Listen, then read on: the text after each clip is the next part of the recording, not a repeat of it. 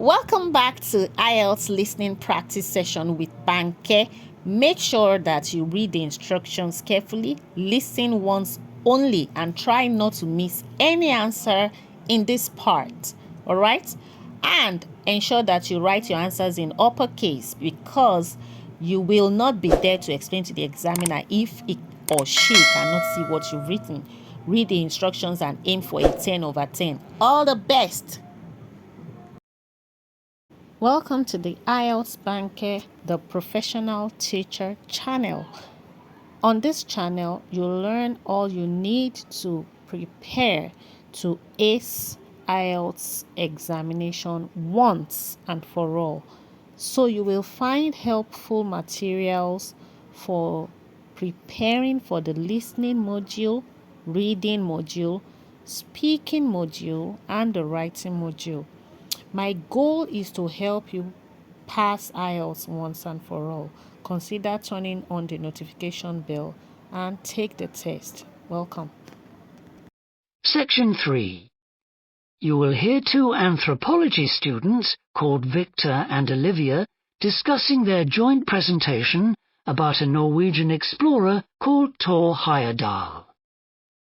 First, you have some time to look at questions 21 to 24.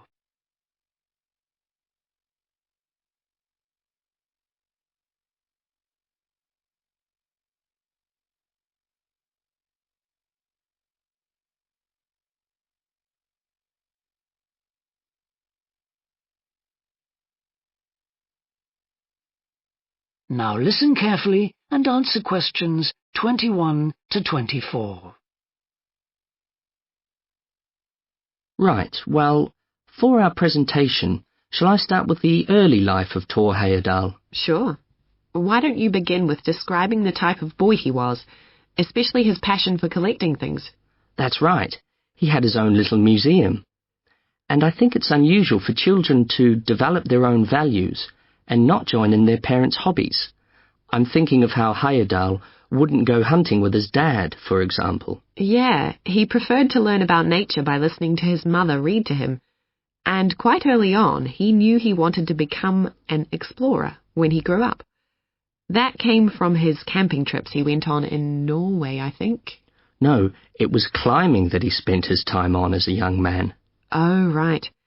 After university, he married a classmate, and together they decided to experience living on a small island to find out how harsh weather conditions shaped people's lifestyles.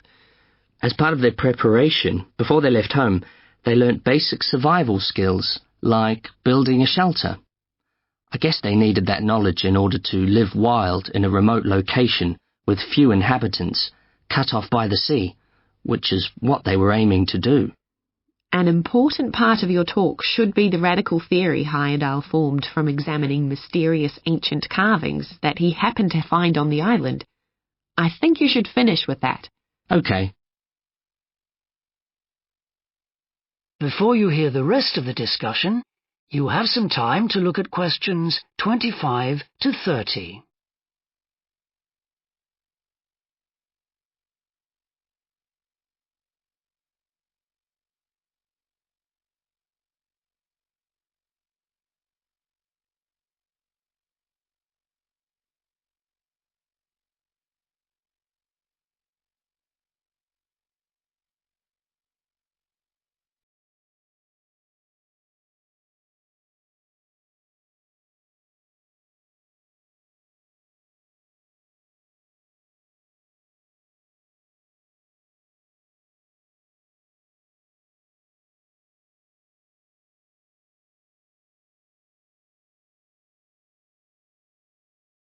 Now listen and answer questions 25 to 30.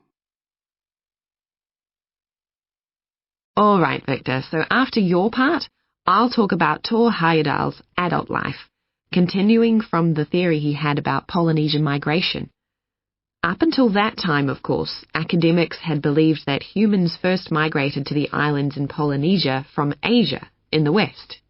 Yes, they thought that travel from the east was impossible because of the huge empty stretch of ocean that lies between the islands and the nearest inhabited land. Yes, but Heyerdahl spent ages studying the cloud movements, ocean currents, and wind patterns to find if it was actually possible. And another argument was that there was no tradition of large shipbuilding in the communities lying to the east of Polynesia. But Heyerdahl knew they made lots of coastal voyages in locally built canoes. Yes, or sailing on rafts, as was shown by the long voyage that Heyerdahl did next. It was an incredibly risky journey to undertake. Sometimes I wonder if he did that trip for private reasons, to show others that he could have spectacular adventures. What do you think, Olivia? Well, I think it was more a matter of simply trying out his idea, to see if migration from the east was possible. Yes, that's probably it.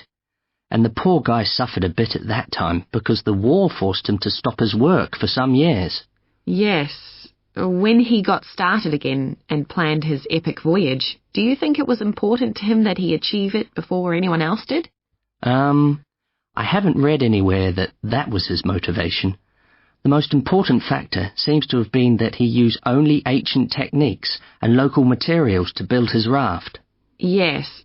I wonder how fast it went. Well, it took them 97 days from South America to the Pacific Islands.